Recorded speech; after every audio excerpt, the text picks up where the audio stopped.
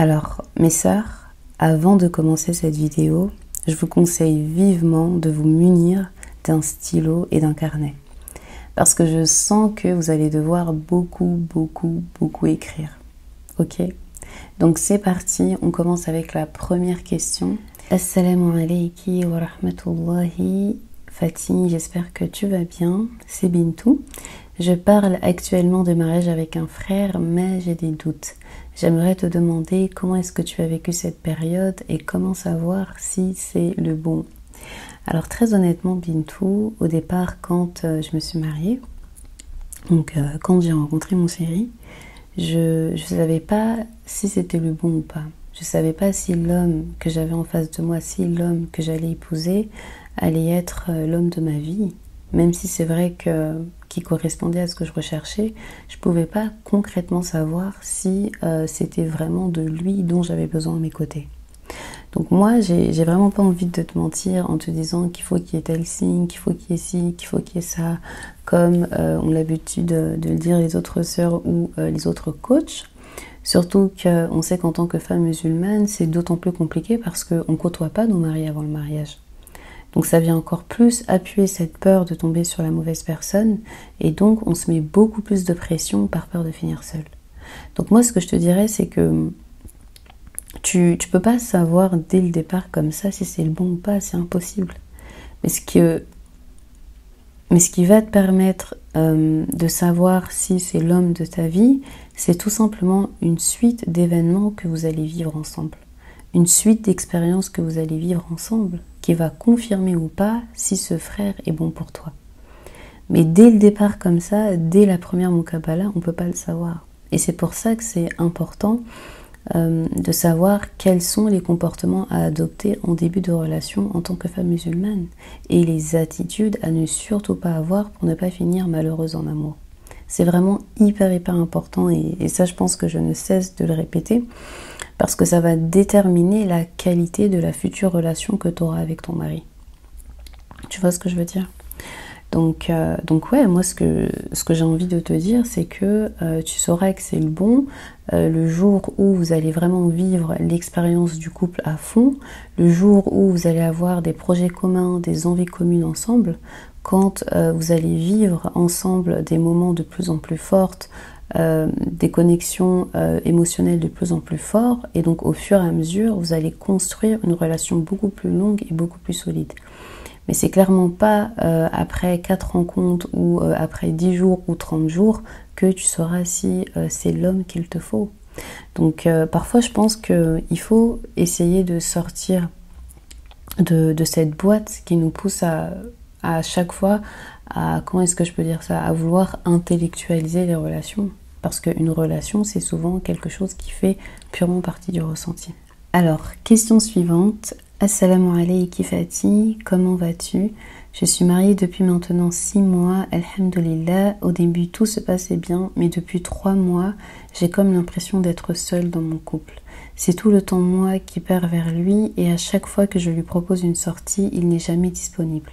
Je fais tout pour qu'il soit bien, mais rien ne marche. Qu'en penses-tu? Après, tu sais, il travaille beaucoup aussi, qu'est-ce que je dois faire? Alors, c'est toujours difficile pour moi de répondre à une question de ce type. Parce que les réponses, elles sont toujours difficiles à entendre. Et avant de te répondre, c'est important pour moi de préciser que moi, ce que je veux, c'est que vous puissiez avoir des résultats dans votre vie. Et donc, j'ai pas envie de vous dire ce que vous avez envie d'entendre, mais plutôt ce que vous méritez d'entendre. Quitte à ce que ça te fasse mal au départ, mais qu'ensuite, après, ça te permette de construire à la fin une relation saine et épanouissante. Tu vois ce que je veux dire? Une relation où tu te sens à ta place, une relation où il n'y a pas de mensonge. Parce que là, tu essayes de trouver des excuses à ton mari, tu dis qu'il travaille beaucoup, alors que son comportement n'est pas excusable en fait. Désolée, j'ai un petit peu mal à la gorge. J'ai la voix qui est presque cassée, mais je tourne quand même cette vidéo. Je ne sais pas si vous vous en rendez compte du sacrifice là, que je fais pour pouvoir vous aider. Donc, ouais, parce que la réalité, c'est que tu vis avec un homme qui, visiblement et malheureusement, est en train de perdre cette volonté de passer du temps avec toi. Et ça fait maintenant depuis 3 mois que ça dure. Ça fait 3 mois que cet homme est en train d'éviter le contact avec toi. Et qu'est-ce que ça veut dire quand on a un homme qui agit de cette manière avec nous? Ça veut tout simplement dire que c'est un homme qui est en train de perdre de l'intérêt pour ta personne. Parce qu'un homme qui a vraiment envie de te voir, il fait en sorte de te voir. Un homme qui a vraiment envie de passer du temps avec toi, il fait en sorte de passer du temps avec toi. D'autant plus que vous cohabitez ensemble. Et c'est ça qui est ouf en fait. C'est pas normal. C'est pas normal de vivre en couple avec un homme et de se sentir en même temps seul. C'est pas normal de vivre en couple et de se sentir délaissé. Tu vois ce que je veux dire? C'est vraiment paradoxal, tu vois. Et je me souviens que j'avais entendu une fois une parole qui disait que un homme est ce qu'il fait. Je répète une deuxième fois, un homme est ce qu'il fait. Donc plutôt que de se concentrer sur les paroles que te dit ton mari, je pense que tu devrais te concentrer sur ses actions. Qu'est-ce que tu vois dans ses actions qui te montre qu'il essaye de te conquérir? Qui te montre qu'il essaye de passer du temps avec toi? Qui te montre qu'il essaye de prendre soin de toi? Tu vois? Et pour aller encore plus loin, moi j'ai comme l'impression que de ton côté aussi, tu dois sûrement mal agir. Moi je pense que tu as des attitudes, que tu as des comportements qui sabotent ta relation. Quelle est l'histoire que tu te racontes face à ton mari? Et je suis persuadée qu'en ton fort intérieur, il y a quelque chose qui ne va pas. Moi, je pense qu'il y a une peur de l'abandon quelque part. Il y a quelque chose en toi qui, malheureusement, n'est pas encore guéri. Et qu'en plus de ça, malheureusement, je pense que tu es dans le personnage de la perle type. Et qu'est-ce que j'ai dit par rapport à la perle type? C'est qu'elle n'arrive jamais, jamais, jamais, jamais à s'en sortir en amour. Peu importe l'homme qui est en face d'elle, elle réussira jamais à s'en sortir. Parce que la perle type, malheureusement, c'est une femme qui donne beaucoup trop de sa personne. C'est une femme qui va donner, donner, donner, donner, parce qu'elle veut absolument prouver à son mari sa valeur. Et ensuite, après, elle s'attend à ce que son homme agisse comme elle le voudrait. Elle voudrait que son mari soit beaucoup plus investi, elle aimerait que son mari soit beaucoup plus attentionné, beaucoup plus protecteur, qu'il fasse plus attention à elle. Mais malheureusement, ça n'arrive jamais. Et donc ensuite, qu'est-ce qui se passe? Elle est très peinée de la situation, elle est attristée par la situation, et elle commence tout naturellement à faire des reproches à son mari, en croyant que grâce à ces reproches, qu'il va adopter un meilleur comportement envers elle. Alors que non. Ça, c'est une mauvaise stratégie. Et parfois, je reçois des emails comme ça, des sœurs me disant « Oui, Fatih, j'ai reproché à mon mari de se comporter d'une certaine manière avec moi. Au début, ça va, il change, mais ensuite, après, il retourne à ses mauvaises habitudes. » Mais c'est normal, en fait, parce que tu utilises la mauvaise stratégie. Et en lui donnant trop comme ça, dès le départ, t'as mis la relation dans une espèce de boîte où tu t'es placé malheureusement en infériorité, où tu t'es placé sans valeur, pour que lui te valorise.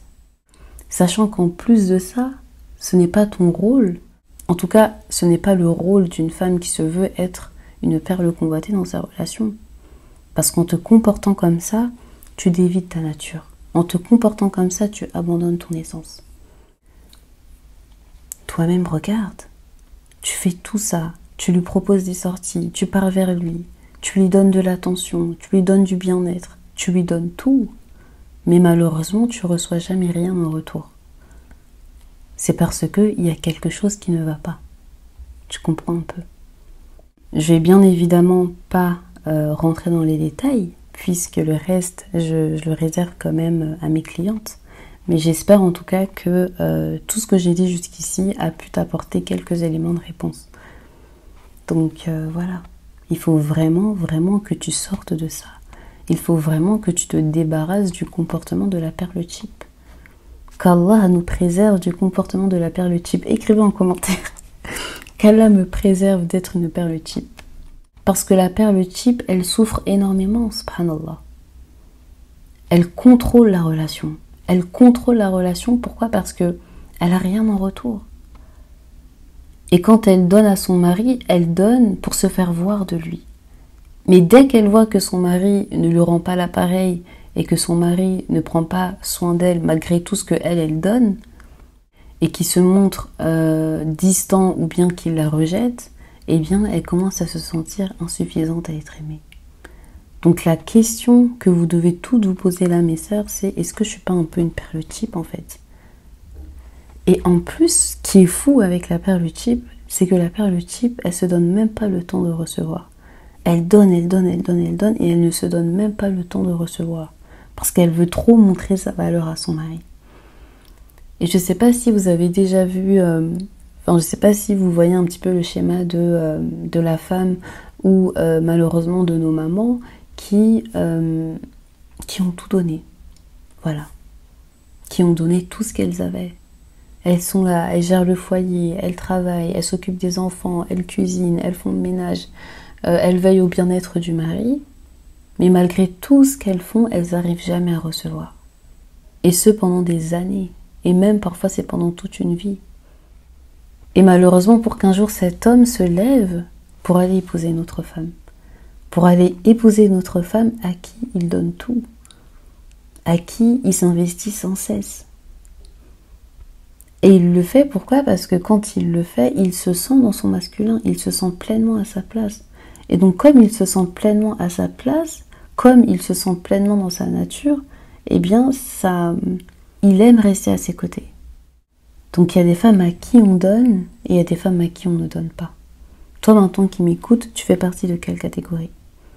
Et malheureusement, elle fait de la peine la perle type. Elle fait de la peine la perle type, pourquoi? Parce que malgré tout ce qu'elle donne, malgré tout ce qu'elle fait, elle n'arrive toujours pas à avoir l'attention de son mari. Elle n'arrive toujours pas à avoir un homme qui lui rend l'appareil. Et même si, on va dire, elle réussit à l'avoir, ce sera peut-être dans les débuts de relation. Et c'est exactement ton cas. Parce que ça fait 6 mois que tu es marié avec cet homme.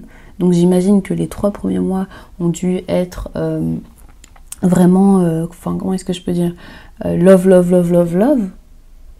Et maintenant, la relation est en train de se transformer en une toute autre chose. Et ça, c'est vraiment le signe qui vient te montrer que malheureusement, tu as le comportement de la perle type. Mais bien évidemment, c'est un comportement dont tu peux te débarrasser. Parce que tu peux justement évoluer au fur et à mesure. Et le but de cette chaîne, c'est ça en fait. Le but de cette chaîne, c'est pas de venir vous dire « Oh, t'es une perle type, tu ne vaux rien, etc. » Non, pas du tout. C'est au contraire de vous pousser à évoluer. De vous pousser à devenir une perle convoitée. Parce qu'on a toutes déjà été des perles types dans notre vie. Vous voyez un petit peu ce que je veux dire? Question suivante. Salam alaikum Fatih, je ne sais pas si tu te souviens de moi, j'étais avec un frère depuis plusieurs mois, nos familles étaient même au courant, eh bien ça s'est terminé. Il n'a pas donné de nouvelles depuis 2 mois et demi et je n'arrive pas à l'oublier. Je pleure souvent toute seule dans ma chambre et je me sens nulle et ridicule après. Je suis arrivée au point de ne plus vouloir me marier, j'avancerai désormais seule. Merci de m'avoir écoutée. Alors, moi, je comprends tout à fait ta douleur. Et comme je l'ai dit, on a toutes déjà souffert en amour. Donc moi-même, là, qui est en train de vous parler, qui est en train de vous donner des conseils, par le passé, j'ai aussi eu à beaucoup, beaucoup souffrir. Et malheureusement, quand on vit justement cette douleur amoureuse, on est abattu. Voilà. On a envie de voir personne, on a envie de se cacher quelque part et de ne plus jamais en sortir à cause de la douleur, à cause de l'humiliation. Parce que malheureusement, tu avais en face de toi un homme qui t'a promis et qui a promis à ta famille quelque chose qu'il n'a pas honoré. Donc non seulement tu dois encaisser la douleur de la rupture, mais aussi le regard honteux de ta famille.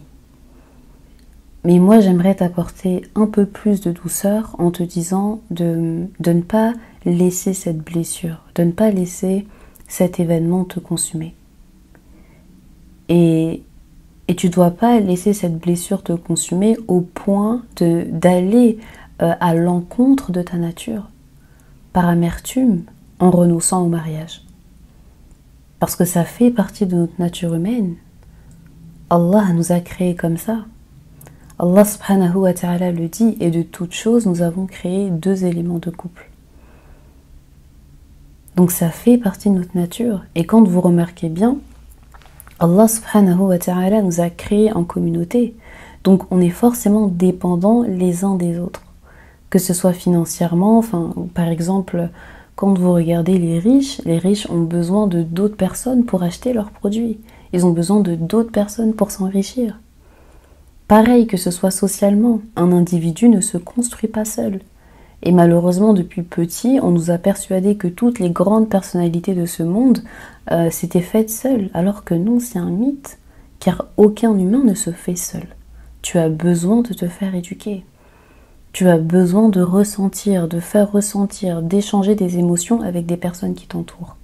Tu as besoin d'être bien entouré pour pouvoir combler ton besoin affectif. Tu vois ce que je veux dire? Et Allah subhanahu wa ta'ala a créé Adam et ensuite il a créé Hawa à partir de sa côte. Car il fallait aux côtés de Adam de la compagnie. Et Allah a choisi de donner à Adam une présence féminine. Une femme totalement différente de lui. Et pour Hawa, une présence masculine. Parce que c'est un besoin qui est essentiel. Tu vois ce que je veux dire? Donc je te dirais vraiment de ne pas te renfermer sur toi-même à cause de ce qui se passe dans ta vie amoureuse. Et de ne surtout pas écouter les personnes sur les réseaux sociaux qui viennent dire non, il vaut mieux être célibataire, il vaut mieux chercher l'argent, se concentrer sur soi, etc., etc., plutôt que d'être en couple. Ça, c'est une arnaque en fait. Et malheureusement, ces femmes-là, elles voient pas elles se voilent la face parce qu'elles sont encore jeunes. Mais ensuite, après, quand elles avancent, quand les années passent, elles se rendent compte que oui, qu'elles auraient dû en fin de compte se concentrer à construire une relation avec une personne, tu vois. Donc voilà, c'est ça en fait. On a besoin en tant que femme d'un homme. La présence d'un homme est aussi essentielle dans nos vies. Et je te donnerai aussi comme conseil de revenir à Allah subhanahu wa ta'ala. Et c'est vrai que ça, c'est un conseil qu'on nous dit à chaque fois quand on souffre. Mais très très très honnêtement, moi je pense que ça va te permettre d'atténuer ta douleur. Ça va te permettre d'atténuer ta blessure. Ma wadda'aka rabbuka wa ma qala. Et ton Seigneur ne t'a ni abandonné ni détesté. Donc le seul être qui ne disparaîtra jamais, jamais, jamais de ta vie, c'est Allah. Et même quand tu te sens proche d'Allah subhanahu wa ta'ala et que tu as ta foi qui augmente et que tu es en train de vivre halawat al-iman, donc la douceur de la foi, et que tu ressens son amour fleurir dans ton cœur, tu commences à ressentir une espèce de puissance intérieure qui te montre que Allah subhanahu wa ta'ala est à tes côtés. Tu vois ce que je veux dire? Donc moi, l'épreuve et ton épreuve, moi je la vois comme une alerte qui vient te rappeler de te rapprocher d'Allah subhanahu wa ta'ala, qui vient te dire reviens à ton Seigneur, tu as besoin de lui, tu ne peux pas vivre sans ton Seigneur. Tu vois ce que je veux dire? Et pour en revenir à l'autre là, on va l'appeler l'autre, ton ex Joe, comme diraient les jeunes, moi je te dirais vraiment de ne pas te torturer en fait. De ne pas te torturer à cause d'un homme comme ça. À cause de quelqu'un de lâche, quelqu'un d'irrespectueux. Quelqu'un qui ne te considère même pas. Qui ne considère même pas ta famille. Parce qu'il a été incapable de revenir vers toi et de te donner des explications. Il a préféré prendre la fuite, malheureusement. Et donc, moi j'ai l'impression que ça en dit vraiment beaucoup sur toi, parce que malgré qu'il t'ait fait ça, tu veux quand même qu'il revienne dans ta vie, en fait. Donc en quelque sorte, moi je pense que tu acceptes qu'on te maltraite, tu acceptes qu'on te fasse souffrir. Pourquoi est-ce que tu acceptes qu'on te fasse souffrir? Donc il y a forcément quelque chose en toi encore qui ne va pas, tu vois. Et de par mon expérience, moi je peux te garantir que si tu t'étais mariée avec un homme comme ça, je pense que tu aurais vraiment souffert. Parce que tu aurais non seulement porté, on va dire, tous tes enfants, le fardeau, on va dire, de tes enfants, mais aussi le fardeau de ton mari. Parce que tu as en face de toi un homme qui n'est pas prêt à prendre ses responsabilités. Tu as un homme à côté de toi qui préfère se comporter en tant que lâche, qui préfère fuir, plutôt que de régler le problème, plutôt que d'affronter la situation. Tu vois ce que je veux dire? Donc c'est un homme qui malheureusement est totalement en contradiction avec sa nature. C'est un homme qui n'est pas dans son masculin. Donc je te le dis vraiment très très franchement de sœur à sœur, t'as strictement rien perdu. Et prends-le comme une réponse à ta prière de consultation. Question suivante. Fatih, le célibat me pèse, aurais-tu des conseils concrets? Alors, je vais encore le dire, hein, je vais encore me répéter, mais là je vais essayer de le développer un peu plus que d'habitude. L'une des raisons, enfin l'une des meilleures causes, et vraiment je vous raconte pas de sottises les filles, je veux vraiment être sincère envers vous mes sœurs. Pour moi, ce sont les sadakas. Est-ce que tu fais des sadakas? Qu'est-ce que tu donnes? Quel est le type de sadaka que tu donnes? Est-ce que quand tu donnes, tu te préoccupes de la qualité de ce don que tu fais à Allah? Parce que ce qui se rapproche d'une sadaka de qualité, et donc qui est acceptée d'Allah, c'est quand tu te sépares d'une chose qui t'est difficile. C'est quand tu te sépares d'une chose où tu sens une volonté de retenue. Mais ta volonté de donner à Allah, elle est beaucoup plus forte en fait. Allah n'accepte que ce qui est bon. Quand on fait une sadaka de qualité. On donne ce que nous-mêmes on aimerait recevoir. Et je prends l'exemple il n'y a pas longtemps avec la Turquie. D'ailleurs, qu'Allah subhanahu wa ta'ala fasse miséricorde à tous nos frères et sœurs qui malheureusement ont perdu la vie durant cette terrible épreuve. Et moi, ça m'a brisé le cœur en fait. Ça m'a brisé le cœur de voir que des musulmans donnaient pour Allah des choses que eux-mêmes ne valorisent pas. Des choses que eux-mêmes ne considèrent pas. Des choses qui sont presque insignifiantes à leurs yeux. Et je veux raconter une petite anecdote. Moi, par exemple, lors de mon dernier ramadan en tant que femme célibataire, pendant les 10 derniers jours, j'ai fait que des sadakas. Et je vous raconte pas ça pour me vanter ou par ostentation, mais parce que j'ai vraiment envie que vous croyiez ce que j'essaye de vous dire en fait. J'ai vraiment envie que vous considérez l'importance de la sadaka quand on demande quelque chose à Allah subhanahu wa ta'ala, parce que c'est quelque chose qu'on néglige. Souvent quand on va vouloir quelque chose, on va multiplier les invocations, on va faire qiyam al-layl, certes c'est vrai, mais ce qu'il ne faut pas oublier c'est que la sadaka aussi est un moyen puissant de pouvoir avoir ce qu'on désire. Et donc moi, pendant les 10 derniers jours du dernier mois du Ramadan que j'ai fait en tant que femme célibataire, j'ai fait des sadaqas tous les jours. Et quand je donnais, c'est vrai que j'avais un peu mal parce que je donnais des choses dont je ne voulais pas me séparer. Mais ensuite, après, j'ai gardé à l'esprit que non, en fait, Fatih, t'es gagnante. T'es gagnante 3 fois. T'es gagnante non seulement dans cette vie, mais aussi dans l'au-delà. Parce que tu vas, grâce à ça, réussir à avoir 3 récompenses. Et je me suis dit que la première des récompenses, c'est que Allah subhanahu wa ta'ala va exaucer ma demande.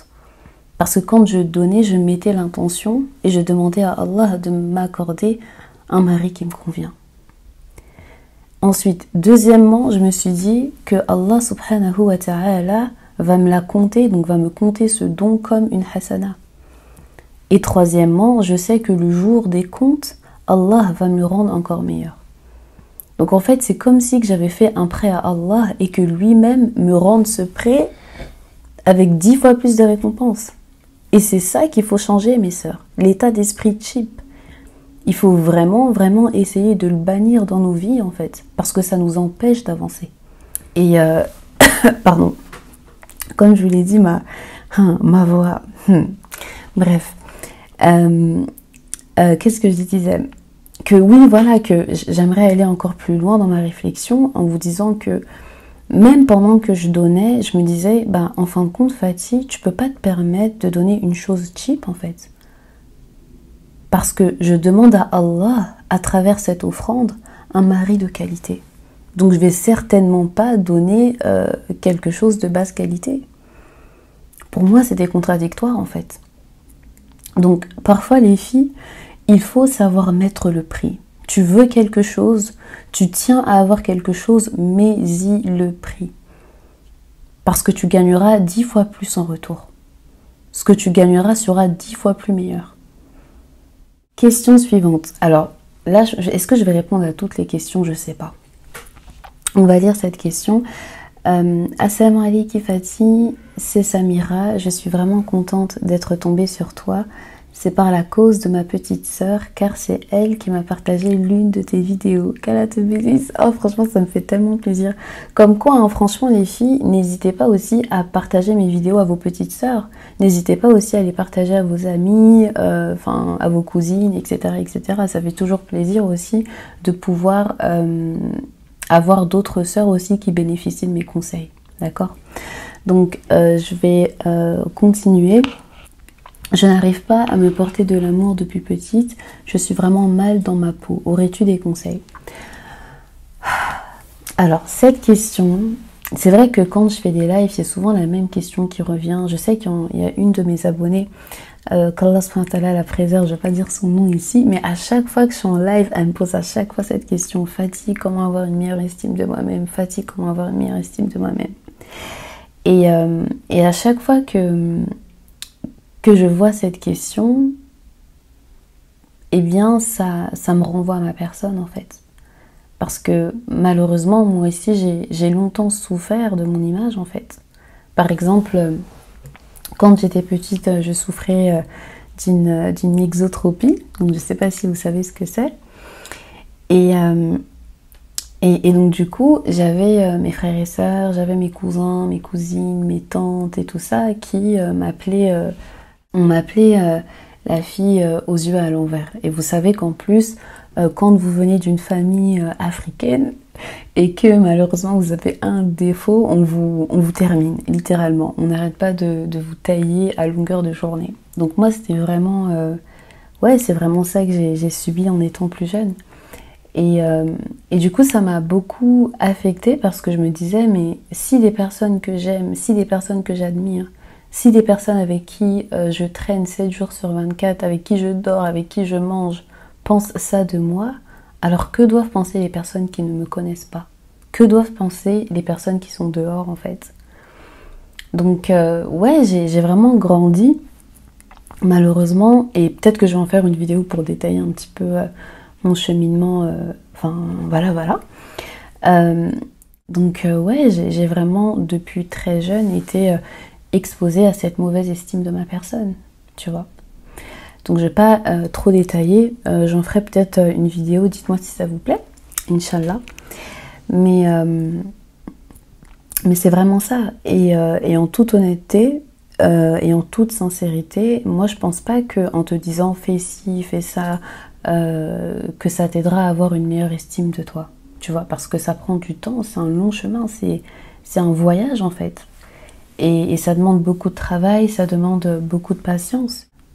Et ça demande beaucoup de travail, ça demande beaucoup de patience.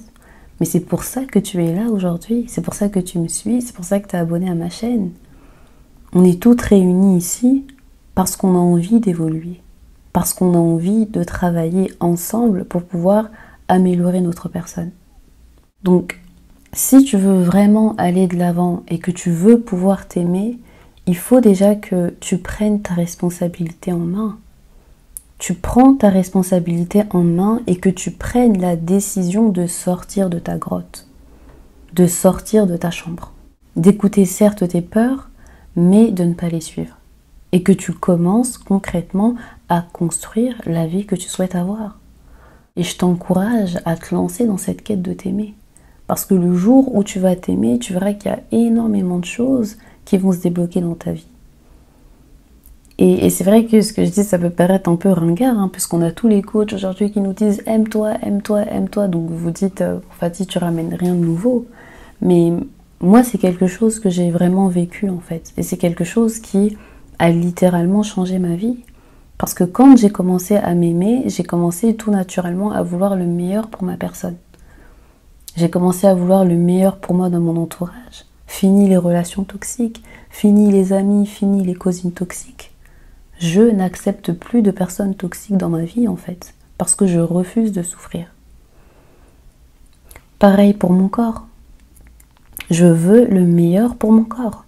Donc je choisis une alimentation beaucoup plus saine, une alimentation beaucoup plus riche en bienfaits et qui fait du bien à mon corps.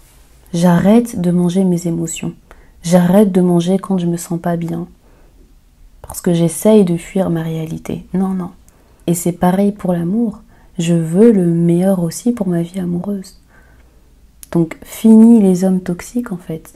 Fini les hommes toxiques qui ne t'accordent pas d'attention et que malheureusement tu gardes quand même dans ta vie parce que tu penses qu'ils t'aiment malgré tout. Tu vois ce que je veux dire? Donc c'est tout ça et encore plus que tu vas réussir à débloquer le jour où tu vas t'aimer. Parce que tu vas commencer à vouloir le meilleur pour ta personne. De toute façon, restez connectés parce que comme je vous l'ai dit, il y a beaucoup de nouvelles choses que je prévois pour vous. Alors, question suivante. Et celle-ci, je pense que ça va être la dernière. Parce que c'est vrai que souvent, les personnes, elles me disent... Enfin, c'est vrai qu'il y a des personnes qui me disent « Fatih, tu devrais faire des vidéos beaucoup plus courtes, etc. etc. » Mais quand je réfléchis, je me dis que non, en fait. Je me dis que non. Que je vais garder le format long. Parce que malheureusement, aujourd'hui, à cause de TikTok, à cause de YouTube Short, à cause des réels Instagram, les gens ne sont plus habitués à regarder des longs contenus. Les gens ne sont plus habitués à concentrer leur attention sur une vidéo entière. Donc non, je pense que je vais tout faire pour que cette vidéo elle soit longue. Parce que voilà, je pense que... et aussi, ça me permet aussi un peu de sélectionner les abonnés que j'ai envie d'avoir. Parce que ce que j'ai envie d'avoir, c'est des abonnés de qualité. Je n'ai pas envie d'avoir des abonnés qui n'acceptent pas le développement, qui n'acceptent pas d'aller en profondeur, qui n'acceptent pas... Enfin, qui acceptent de consommer des choses rapidement et de le jeter rapidement. Vous voyez un petit peu ce que je veux dire? Alors, Samoaiki Fatih, Barakallahu Fiki pour tous tes conseils qui m'aident énormément. J'ai vraiment hâte de commencer à participer aux événements. J'ai 29 ans et j'ai le sentiment d'être en retard dans ma propre vie. Je ne suis pas mariée, pas d'enfant, rien, ouelou. Or, sur les réseaux sociaux, je vois des femmes beaucoup plus jeunes que moi ayant réussi là où je trime encore. Je me sens mal, merci de m'avoir écouté. Alors, finalement, cette vidéo, enfin, je l'ai intitulée 100% Love.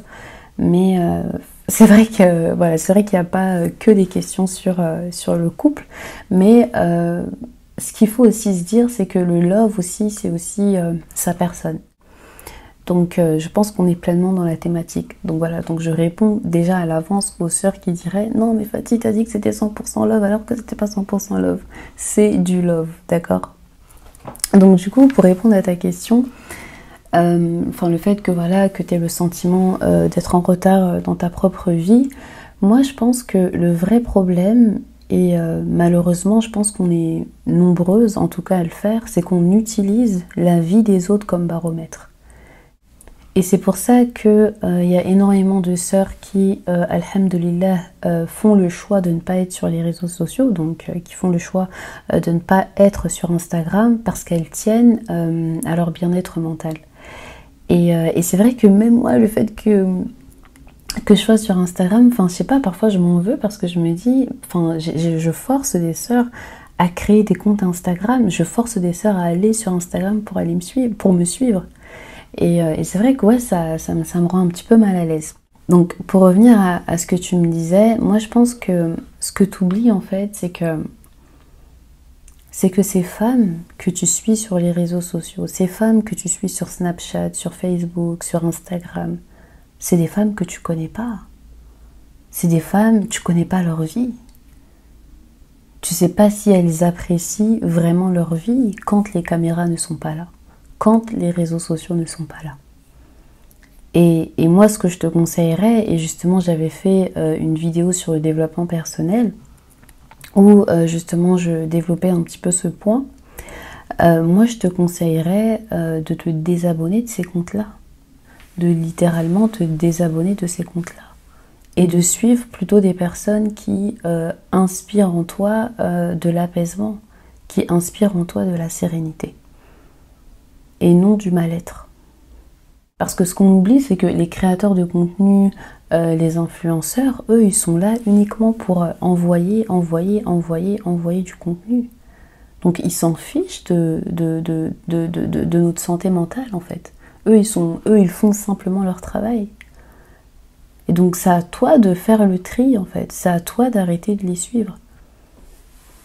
Parce que si tu te sens comme ça, en les regardant, c'est parce que le fait de les regarder suscite en toi une dépréciation de toi-même, une dépréciation de ta vie, une dépréciation de tes accomplissements. Tu vois? Et surtout, et ça je l'avais dit dans ma vidéo sur le développement personnel, ça crée en toi un manque de gratitude de ce que tu possèdes déjà. Et donc ça te pousse à être moins reconnaissante envers Allah subhanahu wa ta'ala. Et donc quand tu es moins reconnaissante envers Allah, tu as moins de bienfaits qui viennent à toi. Parce que Allah subhanahu wa ta'ala le dit, si vous êtes reconnaissant, j'augmenterai sur vous ma grâce. J'augmenterai sur vous mes bienfaits. Tu vois? Donc moi ce que je te conseillerais, c'est vraiment de te désabonner. Et de faire dorénavant attention au type de contenu auquel tu t'exposes. Parce que tous les contenus nourrissent ton âme. Et donc j'en reviens encore à l'amour de sa personne. Moi je m'aime, donc je veux le meilleur pour ma santé mentale. Et donc je refuse de suivre des contenus toxiques. Des contenus qui malheureusement me font me sentir mal. Tu vois. Donc je pense que ce sera tout pour aujourd'hui. Parce que sinon la vidéo va être hyper longue. N'hésitez pas à mettre des likes les filles. N'hésitez pas à commenter aussi. Je vous fais de gros bisous et je vous dis à bientôt.